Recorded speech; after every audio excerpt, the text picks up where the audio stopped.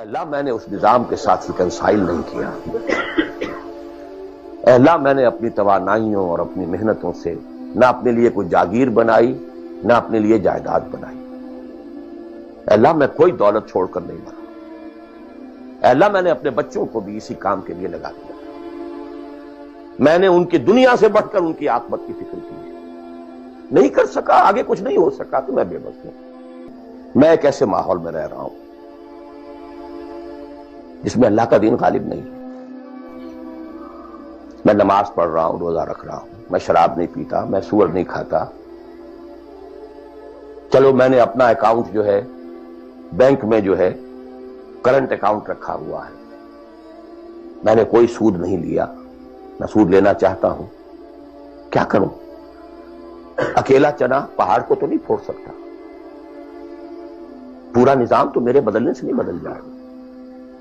تو میں تو رہا پھر 40%، 50%، 60%، 70% کافر کا کافر۔ وسط مخرج بڑی پیاری حدیث ہے وہ جس میں یہ الفاظ آتے ہیں۔ حضور نے فرمایا انہا ستکون فتنۃ، ایک وقت آئے گا تو بڑا فتنہ ہوگا۔ حضرت علی فرماتے میں نے فوراً عرض کیا مل مخرج منہا یا رسول اللہ، اے اللہ کے رسول یہ بتائیے اس سے نکلنے کا راستہ کون سا ہوگا؟ یہ نہیں پوچھا کیا فتنہ ہوگا، کیوں ہوگا، کب ہوگا، کیسے ہوگا، کدھر سے آئے گا، کچھ نہیں، نکلنے کا راستہ بتائیے۔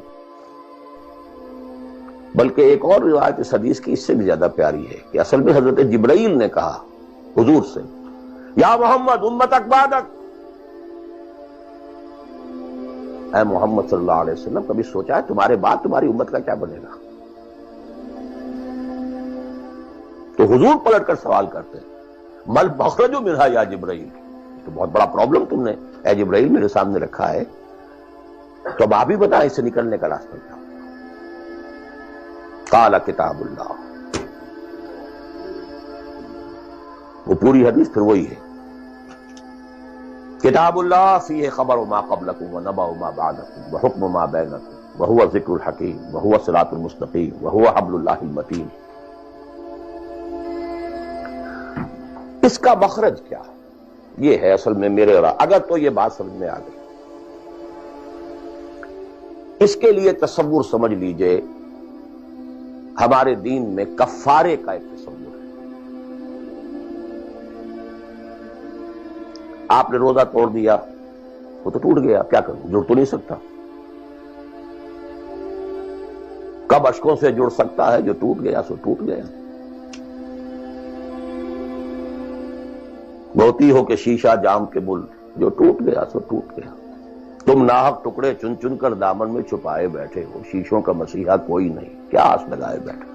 وہ تو ٹوٹ گیا، لیکن اس کا کفارہ دے دیا۔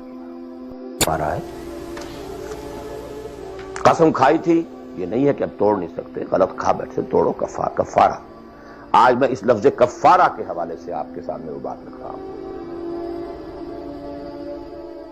اب مجھے اللہ نے پیدا کر دیا اس دور میں، کسی کو ہندوستان میں پیدا کیا، کسی کو انگلستان میں کیا ہے، کسی کو امریکہ میں کیا ہے، کسی کو پاکستان میں کیا ہے، کچھ کو پاکستان پہنچا دیا ہے، چاہے زبردستی چاہے اپنی مرضی سے، کسی کو یہاں پہنچا دیا ہے چاہے کسی بھی نیت اور کسی بھی ارادے سے، لیکن اب ہے کہیں ہے، کیا کر؟ کوئی کفارہ ہونا چاہیے، کوئی مخرج ہونا، بس یہی کفارہ ہے۔ پھر نوٹ کر لیجئے اس ماحول سے سوائے سبسسٹنس لیول کے اور کچھ حاصل مت کرو، اور اس سبسسٹنس لیول پر بھی جو کچھ تم نے کھایا پیا ہے اور سانس لیا ہے، جو انرجی کریٹ ہوئی ہے، اس کا میکسیمم اس جہاد میں صرف کر دو کہ اس نظام کو بدلو۔ تمہاری یہ جد و جہد، تمہاری یہ کوشش کفارہ بن جائے گی اس کا۔ معذرتاً الی ربکم، معذرت پیش کر سکو گے اللہ سے۔ اے اللہ میں نے اس نظام کے ساتھ ریکنسائل نہیں کیا۔ اے اللہ میں نے اپنی توانائیوں اور اپنی محنتوں سے نہ اپنے لیے کوئی جاگیر بنائی نہ اپنے لیے جائیداد بنائی۔ اے اللہ میں کوئی دولت چھوڑ کر نہیں مرا۔ اے اللہ میں نے اپنے بچوں کو بھی اسی کام کے لیے لگا دیا۔ میں نے ان کی دنیا سے بڑھ کر ان کی عاقبت کی فکر کی ہے۔ نہیں کر سکا، آگے کچھ نہیں ہو سکا تو میں بے بس ہوں۔ حضرت نوح بھی تو بے بس تھے، کیا کر گئے؟ لیکن اگر کسی بھی درجے میں ریکنسیلیشن ہے، کمپیٹیبلٹی ہے، اس کو آپ نے ایکسپٹ کر لیا ہے، اس میں پھلنے پھولنے اور پھیلنے کا بندوبست کر رہے ہیں، you are doomed. Everything will be multiplied by a big zero and will become a zero. یہ ہے جو میں سمجھا.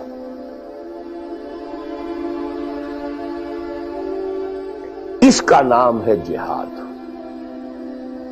کانسٹنٹ فرکشن، کانسٹنٹ اسٹرگل، جان مال. ان صلاتی و نسکی و محیایا و مماتی للہ رب العالمین. میری زندگی کا مقصد تیرے دین کی سرفرازی. میں اسی لیے مسلمان، میں اسی لیے نمازی.